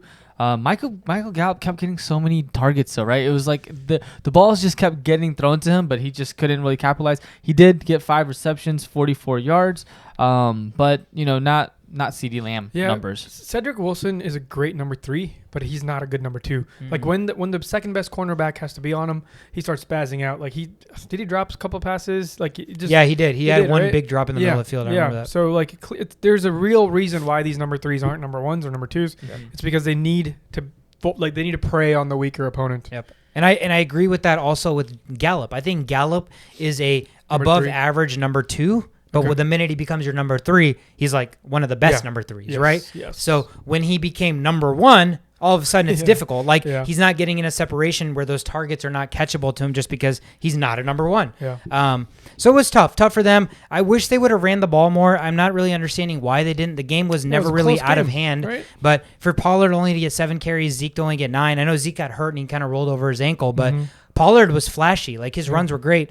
I don't know why they didn't try to establish the run more. Dak, with the lack of these receivers being hurt, he just was out of rhythm all game. He had sacked 5 times through 2 interceptions. So it was nothing the Chiefs' offense really did because their offense was not really anything spectacular, but their defense played really well, shut down the Cowboys, and the Cowboys' offense couldn't really do much. Yeah, they just focused on their big 2. They just kept giving the ball to Hill and kept giving the ball to Kelsey, and they squeezed this win out. Now the Chiefs have won 11 straight games versus the NFC. So if they make it to the Super Bowl, Yikes. Yeah. And then Kelsey kind of channels his inner Debo Samuel by getting a rushing touchdown as well. So that was pretty impressive. Yeah. So great play, touchdown, but if I have the quarterback that is the best quarterback in the league and arguably one of the, if not the most talented quarterbacks of all time, I'm sorry, but there's no play where I'm snapping directly to a tight end. I don't care if it's Travis Kelce. And I don't care that I played against him in fantasy. I'm just wondering, like, I get if Tua gets direct snaps to Gaskin. It's fucking Tua. But if Patrick Mahomes, he should be getting the snap every time. That's just my personal opinion of that situation. Like, they run that play plenty of times where Travis Kelce comes in and you shovel pass it to Kelce, right? Right. Still Mahomes getting it. But the minute you have your direct snap to a tight end, there's so many things that could go wrong. And the one time, if it does ever go wrong, you're just like, well, that was unnecessary. You have Patrick Mahomes. Why are you not snapping it to your quarterback? There's only one reasonable explanation for why I think they might do that. It's just like to open up your playbook more. Yeah. So that creates more confusion. They're like, for the oh, defense. we don't know what's going on here. Like, you know what I mean? Yeah. And especially if it works, then Yeah. you're like, fuck, now we got to watch out for Travis Kelce running the ball on the 5-yard line. I mean, it's also like giving it to your fullback at the 1 yard line as well when you give it to Travis Don't Kelce. even get me started on fullbacks at the one. But I mean, it's one of those things where like you can kind of just bulldoze his way into the end zone. Yeah, whatever. Fuck it's off, whatever. Kelce. yeah, it's cool. It's cool and all. But yeah, whatever. They can find many ways to win, right? They could have direct snapped it to Hill, and he's faster than everybody. So good for them. They're 7-4 now. They're winning games. They go into a bye with a lot of momentum, so they get a whole nother week to rest, to maybe figure out more of this offense, because it's not the offense really has only clicked 1 week, and that was against the Raiders, who suck, right? And so this week they struggled a little bit, so there's still some things that they need to figure out. Clyde Edwards-Helaire came back. He was clearly the number one back again. 12 for 63, got in the end zone, caught 2 passes. So it seems like Darrell Williams is back to the backup afterthought. Yeah, what does that mean? Like, what does that mean for the rest of your team when you do something like that? Like, I don't know. Like a guy that works hard, gets like 10 catches in a game, and is really fighting to be the number one, and then all of a sudden you're like, we're going to bring out the dude that's done nothing and just start him. Yeah. Like, what does that mean for the rest of your team? Like, whoa, do I even need to work hard So they anymore? don't reward people who perform well? That's what it seems like. Like, if you got some, like, if you started Williams, you got other guys on the team like, shit, I want a spot. Like, if I work hard, I get what I want. Yep. That's not the case here. I'm with you. I think this was a situation where Clyde Edwards-Helaire he was a rookie last year, right? Right. It's not like he was a clear-cut, definitive, like, this is Christian McCaffrey coming back. This is Saquon coming back, right? This is a random guy that really hasn't done much. He hasn't done anything, to be honest. Darrell Williams came in and played really well. It wasn't like he was just serviceable. Like, the 10 targets, 10 catches. Like, he's done everything he needs to do. And for them to just be like, okay, he's back, so he's naturally our starter. Yeah, they're not rewarding the hot hand or rewarding the player that's actually produced. So I'm with you. I don't really like that. We'll see. We'll see what it translates to weeks to come if Clyde Edwards-Helaire comes in and just plays really well, whatever. But nonetheless, the Chiefs still find a way to win. They're 7-4. They win by 10. They get the bye. The Cowboys get the Raiders on Thanksgiving. That takes us into Cardinals. The Cardinals were traveling to Seattle to take on the Seahawks. No Kyler Murray again, so it was the Colt McCoy show. Russell Wilson is back again for another week. So I personally thought that this was going to be a good spot for the Seahawks to bounce back against a backup quarterback. Man, that offense, at home with the 12th man. But that offense still looks bad. Russell Wilson's finger still seems to be an issue. 23-13 final. The Cardinals on the road with Colt McCoy covered 2.5-point spread. The under 48 hits. The story is Russell Wilson is clearly not Russell Wilson. Yeah, definitely not. He looks bad. Yeah. It doesn't just look good, like okay. He just looks bad. Yeah. And you feel bad for him because a healthy Russell Wilson's really fucking good. He's wanted to be out there because he's rehabbing as quickly as he can. He was literally out there every week. He wasn't playing. So you feel for the guy, right? Like, he's got a ton of heart. Like, he wants to be out there. He thinks he gives his team the best chance to win. But it's evident that Russell Wilson isn't making or cannot, I don't know if it's cannot, but he at least isn't trying to make the throws that he usually does. Mm-hmm. And that's putting the offense in the hole, right? Their running game isn't great. Like, Alex Collins, 10 for 36 is their best running back and their best outing for a running back as far as that's concerned. So Russell Wilson is oftentimes the 100% the entirety of the Seattle Seahawks. And when he cannot operate at 100% capacity, that team is literally playing it as a handicap.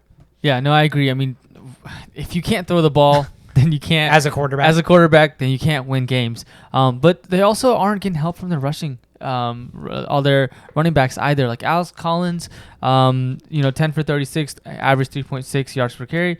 You have Rashad Penny, and now you have this guy DJ Dallas who scores a touchdown on 4 carries and 25 yards. So there's just a lot of weird things going around in the running back, and I don't trust any of these running backs to be a viable start moving forward, just because there's just a lot of question marks there. But yeah, Cardinals, Zach Ertz, dude, this guy gets traded. 8 receptions, 88 yards, and 2 touchdowns, just playing stellar and being able to make the best case from his receptions, because 7 of 8 were also first downs or touchdowns. Wow. So solid performance by Zach Ertz, and also AJ Green had a pretty big day. Made as some well. big plays too. Yeah, Right. timely catches, big chunk plays. Yeah, and we can't forget James Conner. James Conner. Let me tell you a fun stat about James Conner. He's 13-0-1 in games when he gets more than 20 touches. Wow. So just feed James Conner, you win the game. The new Derrick Henry in the house. 21 for 62 and a score. He also caught 5 passes for 37 yards. Damn. All of a sudden, he can catch passes. Benjamin, 6 carries, 15 yards. He only had Jonathan 1 catch. Taylor, Imagine. You got to highlight Rondell Moore. 11 targets, 11 catches, 51 yards. Oh, wow. Yeah. I remember seeing some quick, short passes. Yeah, he caught a lot of quick, short underneath routes, but PPR monster there. Again, Colt McCoy, credit, bro. 35 for 44, 328, 2 touchdowns, no interceptions, only sacked twice. He had 3 fumbles, but recovered every single one of them. Lucky piece of No, but Seahawks defense is trash. Yeah, they're bad. It's really bad. They had a couple of decent games, but their offense isn't giving them any help. They're not doing any justice. It's really kind of a 3-7 puts you at a weird situation where it's like, is Russell Wilson, at this point, is it better to just let Russell Wilson heal for next season? Or man, that 7th pick is it's throwing everything off. That 7th, it's continuing to let people be like, we're still in this. Yeah, yeah. Because they technically are. It's like a 2-game down. Yeah, they're down by 2 games. 2 games. That's nothing, right? Yeah. 3-7 usually in the grand scheme of in the past. Yeah, you're done. Get out of here. But no, not anymore. Right. There's 5-5 teams in the playoffs. Yeah. 3-7 means at this pace they have to pretty much go 10-7, which would be 7 wins in a row, or they have to go 6-1. They'd have to go 7-0 or 6-1 to have a shot to make the playoffs. Yeah, I think it's a tough position for them. I don't think you'd ever want to just start losing games, especially when you're the Seattle Seahawks. You have the 12th man, the whole, I don't think you can do that, but you just kind of keep trying and then see what happens. I don't think they should openly lose, but I almost think they should try to win, and I think Geno Smith right now, a healthy Geno Smith that can at least throw the ball downfield, gives you a better chance than Russell Wilson right now. At least from it, there's so many hesitancies you feel like you see from Russell Wilson where he's sees a route, and old Russell Wilson just fucking fires it, and the new Russell Wilson's I don't know if I can quite get there, so he's almost hesitating, and that's tough. Maybe one more week will help them. Yeah, who do they get next week? Bengals. They're at the Washington football team on Monday night. Oh shit, yeah. Oh, so the Steelers got the Bengals. Yeah, so they get the Washington football team on Monday night. The football team's defense hasn't been anything spectacular, so there is an opportunity for them to bounce back. The Cardinals head into a bye at 9-2, finally sitting pretty. Kyler gets that extra bye week to rest, and they're going to come out of the bye with a healthy Kyler Murray and probably a healthy DeAndre Hopkins at 9-2, 6-0 on the road. So this is how you manage a team. Who's the coach of the year so far? Cliff Kingsbury. It's got to be, even right? close. Look how perfectly he managed the situation. Just perfectly. Yeah, ideal. That takes us into Sunday night. Shovit, your Steelers played a wild game last night at LA against the Chargers. 37-41 final. San Diego wins. Pittsburgh does cover the 6-point dog spread. The over was 47. It gets annihilated. San Diego 6-4. The Steelers dropped to 5-4-1. Holy hell. This was a gunslinging game back and forth. Score after score. Yeah, it was amazing to kind of see Ben Roethlisberger being accurate and looking deep for Claypool, looking deep for Deontay Johnson. Claypool actually got something this game. Holy shit. Yeah, so solid performance by the offense all up until that last drive. We didn't have Fitzpatrick. We didn't have Joe Hayden, and we didn't have TJ Watt. So you saw Cam Hayward chasing after Herbert and not being able to catch him. And when he did catch him, he punches him for God knows what reason. Frustration foul. Yeah, and the defense just was not able to show up. There were points in that fourth quarter where we got the ball. We're able to kind of score again and stop them from score 14 unanswered points. But prior to that, it was Austin Eckler versus Devin Bush. And Austin Eckler runs this outright. He's unguardable. unguardable. There's no way that Devin Bush, a linebacker, is gonna stop Austin Eckler. And he balled out. Yeah. He had 3 touchdowns, 11 rushing yards, 50 rushing yards on 11 carries, 2 touchdowns, 101 receiving yards. He got 65. No, 65 receiving yards. 65. I don't know why I have. And another 2 touchdowns. So he had 4 total touchdowns. 4 total touchdowns. Okay, so balled out. Yeah. Amazing game by Austin Eckler. And Herbert did stellar as well. Dude. It all comes down to the end where we just were not able to give Big Ben an opportunity to score. The offensive line just kind of. I mean, the offense did so well. What more can you ask, right? Like at some point, the defense has to do a little bit of work. I know you guys are down a lot of players. Yeah. But that happens, right? Your offense puts up 37. Yeah, you expect to have a chance. You should win with 37 points. But it was unfortunate. Justin Herbert probably had the best game of his life. What's funny is Justin Herbert, I'm pretty sure he leads the league in like 3 of the highest fantasy points from a quarterback, right? Yeah. He's been in the 40s 3 times now. Yeah. Something like that. Like maybe this one wasn't. This was like 35, 34. Yeah, 35. but regardless, but he has these really down weeks too, right? Mm. So it's like you have to know when to start him, at least up until this point. But the Chargers did Chargers things. Like this is literally what the Chargers are capable of doing. And it just so happens it was against a beat up Steelers defense, and Steelers offense played probably the best game you guys have played all season. So, and then the Chargers were supposed to be a bend, don't break defense. They don't allow deep bombs. You guys took advantage of that. That looked like not a problem at all. So, I don't even know. That was just these games will happen, so one team has to lose, and it just so happened to be you guys. There's a big X factor here, and I think, like you said, usual suspects, right? Herbert, Eckler was phenomenal. Keenan Allen, 9 for 112. PPR machine with 13 targets. Mike Williams, finally relevant again. Only 6 targets, but 5 for 97 and a touchdown. But the biggest X factor here is the Chargers only won this game by 4 points, and they extended how many drives? Because of the with legs? Justin Herbert, 9 carries for 90 yards. Long at 36. I mean, the runs he had, he was very, very quick to be like, okay, I need to run here. Like, he's like, I saw blitz, I'm running. And a lot of them were man-to-man, so nobody was containing him. So his holes and, like, the places he was finding was just miles and miles of space. And when you're playing a rushing quarterback, that's the Achilles heel, right? You get third down, you try to get a stop, and the quarterback beats you by running. Well, the Steelers, I don't think, came in game planning for Justin Herbert to run for 90 yards on the ground. No, but if TJ Watt is there, I think he doesn't get those 90 yards. 100%. There's probably more containment for sure. For sure. But no TJ Watt, you can definitely get those 90 yards for sure and extend the plays. First play of the day, Godwin for about 9 yards. Yeah. Monday Night Football. That takes us into Monday Night Football. I mean, again, Steelers dropped that one 37-41. They're at the Bengals next week. Chargers take on the Broncos on the road. That takes us into this Monday Night Football game. The Giants are here in Tampa Bay, or taking on the Bucs. Tampa Bay is favored by 11 points. Over-unders 49.5. Tampa Bay currently received the opening kickoff, and they are 2nd and 2 at their own 45. So they are moving the ball. But let's jump in. Let's jump into the fantasy studs and duds, right? Okay. Let's shove it. Yeah, so my fantasy stud is a guy who just kind of went to town on the Steelers. Austin Eckler, rushing yards, 11 rushes, 50 yards, 2 touchdowns. Also had a receiving touchdown. Two receiving touchdowns. 2 receiving touchdowns as well. So very, very amazing performance. It was either Jonathan Taylor or Austin Eckler. I went with Austin Eckler. Imagine if a fantasy team had both. Jeez. The guy you send us a screenshot had both. Yeah, Did he end up winning? Yeah, he won because he had Freiermuth. Oh, okay. My dud for this week is going to be Patrick Mahomes. He had 260 yards, 1 interception, and 7.5 points. Coming off of 40 points last week, it's a 7.5 what a drop points. Off. Yeah, nobody wants to ride that roller coaster, Mahomes. Yeah, dude, come on. What the hell, 40-7? Yeah, make it a little bit easier on us. Stop giving us heart attacks as fantasy players. Good fantasy studs and duds. Show. Yeah, you mentioned Austin Eckler or Jonathan Taylor. I'm going Jonathan Taylor because this is probably the best game he's ever going to have in his life. So if that's not a stud, I don't know what is. We've been telling the Colts to give him the ball. They gave him the ball 32 times on the ground, 3 times receiving, ended up with 5 touchdowns. Total fantasy points, 51.9. I've never had that. Enjoy it, man. That's amazing. I had 51 points with Michael Vick one time in 2010. I have not had anybody give me 50 points since then, and a decade later, here's another guy.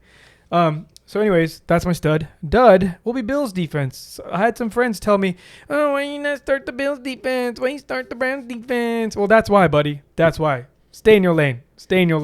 -4 points by the Bills defense. The Bills defense only succeed against really, really bad teams, which was their whole schedule at the beginning of the year. And now here come the really bad schedule. So don't be shy. Don't be like surprised seeing them in waiver picks here shortly. I know that was one game, but I don't have a good feeling about this Bills defense. I feel like there's a lot of bad to come. There might be some goods, but there's a lot more bad to come as well. Do your friends that say, why don't you start the Bills defense, have a fantasy football podcast? Oh, wow. Yeah, no, they don't. Shots fired. Hopefully you guys are listening to that. No, great studs and duds. My stud, Justin motherfucking Jefferson. Dude, he's already climbing the ranks. And let me put on my Homer hat for a second. Like, he's just as good as Devontae Adams. There's nothing that I've seen from Devontae Adams that leads me. Yeah. Oh my God. Thank you for having that. That's literally could not have been more better. There's nothing that Justin Jefferson. There's nothing that Devontae Adams can do that Justin Jefferson can't do. Devontae Adams has the luxury of having touchdown Godwin. Oh, sorry, dude. There he goes. Yeah. Is that the matchup you think at that point? I think so. That's tough. Yeah. But yeah, Justin Jefferson is gonna be one of the best receivers in the league, if not arguably the best. There's nothing that he can't do. 33.2 fantasy points, and he still only had 9 targets. Give this guy all these random, no-name idiot guys that get 15, 16 targets, and watch this guy put up 200 yards receiving every single week because nobody can guard him. He is unreal. He is my stud. My fantasy dud, take this off, is going to be Dak Prescott. Hometown hero here for the Cowboys. I feel for you, Dak. You lost a couple of receivers, but still no excuse that Chiefs defense is not good. 2.64 points from a quarterback? Yeah, Love did better than that. That's horrible. Love did better than that without any receivers. Jarvis Landry did better than that. Right. As a receiver, throwing. So it's just absolutely putrid. Again, injuries were there, but you still had Schultz, you still had Gallup, you still had Pollard, you still had Zeke. And you can still use your legs. So any quarterback that can scramble, for him to end up with 2.64 fantasy points is absolutely brutal. Okay, hold on. Let me take a step back. Yep. Love did not have. He had all his receivers, so I can't use that argument. There you go. But still, 2.64 fantasy points. You are my dud, Dak Prescott. That wraps up Stud and Dud. Shovit, kick us off with some waivers this week. Who should people be picking up? So I'm going to go ahead and start off with the surefire bet, Elijah Moore. If he is available on your fantasy league, you need to go pick him up now. Future star. Yes, 100%. Next guy I've got on here is Michael Gallup. Due to the CeeDee Lamb injury, due to the Amari Cooper injury, he's going to be the number one receiver. Cooper is the COVID thing, right? And he's already for sure out this Thursday, which means Michael Gallup, at the worst, is already the number 2 receiver this week. Right, so he's going to be a start for you. Next guy, Cam Newton. Man, this guy's coming out, getting those rushing touchdowns, being fairly accurate, not throwing interceptions in the last couple of games. So Cam Newton is a guy you need to go and grab on your team. Another guy very similar to Cam Newton is Tyrod Taylor. Is it because he's black? Wow. No, it's not. Okay, it's good. because he uses his legs and gets rushing touchdowns. White quarterbacks have legs too, man. Justin Herbert, 90 yards rushing. Yeah, I'm just asking. So Tyrod Taylor, when the first 2 games when he was there, he was he had stellar numbers, 20 plus fantasy points, doing it with his legs. Now that Tyrod Taylor's back, it could be a good start for you as well. Next guy is Devontae Freeman for the Ravens. In terms of Murray or Freeman, my bet is on Freeman. I think he's going to be the guy that he's a better pass catcher too. Yeah. So Murray will just vulture touchdowns. So yeah, that's the guy you need to go out and get. Another running back situation: Ty Johnson or Tevin Coleman. Now that Michael Carter is injured, pick your poison, I guess, or pick who you think is going to pick them both. Yeah, or pick them both. Flip a coin. Yeah.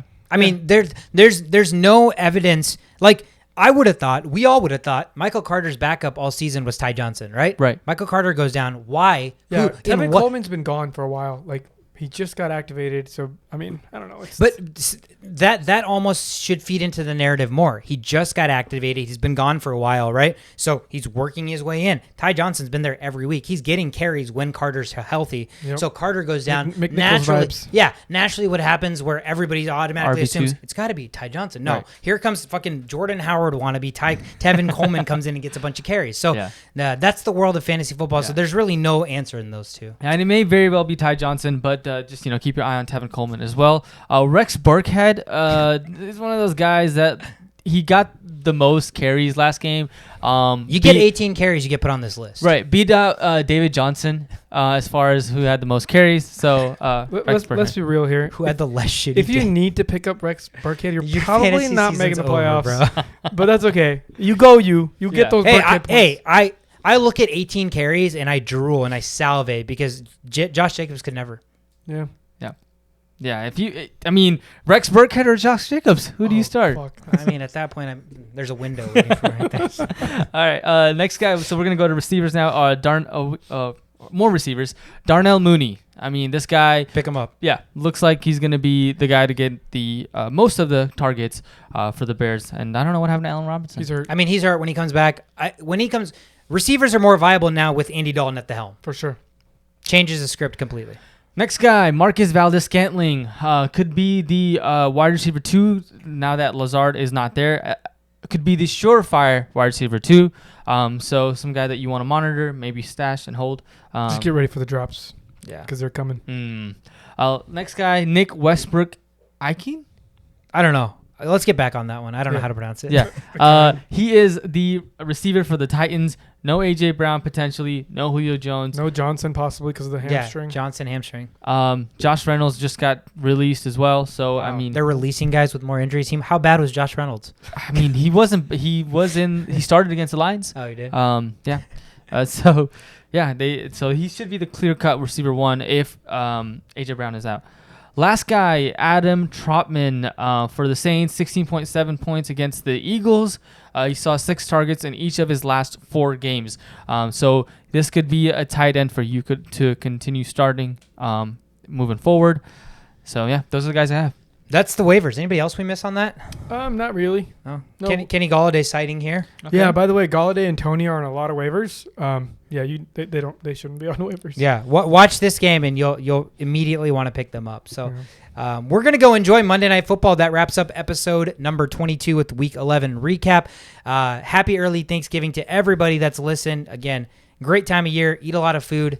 Be thankful for a shit ton of football and being able to do this every day. Or every week or twice a week, whatever the hell we do. But we'll be back when? Are we going to come back on Thanksgiving or are we going to do Friday? Friday. So we'll be back the day after Thanksgiving for the Week 12 preview. And we'll have 3 games that we're already recapping on Friday because they're all taking place Thursday. Yep. So at Only Playbook on Twitter for all your updates for injuries. Again, make sure you set your lineups. 3 games on Thursday. Thank you guys so much.